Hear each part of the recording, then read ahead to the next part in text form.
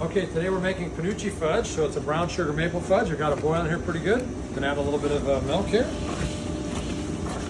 Okay, so we're adding the last can of milk. That's where we add separate cans at a time. So we want to still keep the temperature up, and now we're gonna give it a little wash down. So we're just taking a little water and washing down the sides. All we're trying to do is get that little bit of sugar that might remain up on the edge and wash it down the middle. That way we know we have a nice creamy fudge.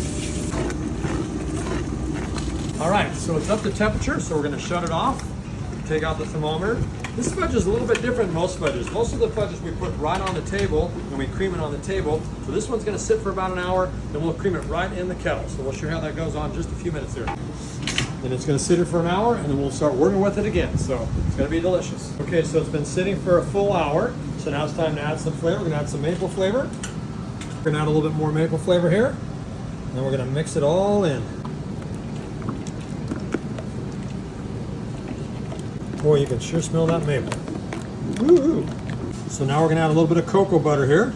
And add about half at a time, otherwise it can make a big mess. A little bit harder to mix in than the flavoring we put in there.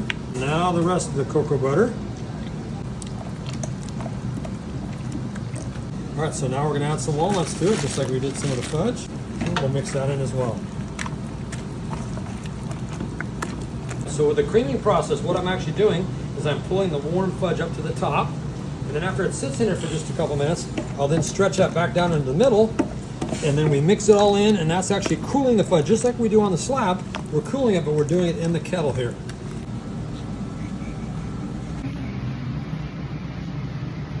Okay, so you can see it is quite thick now. It's about ready to go in the pan, and we'll put it right in the pan.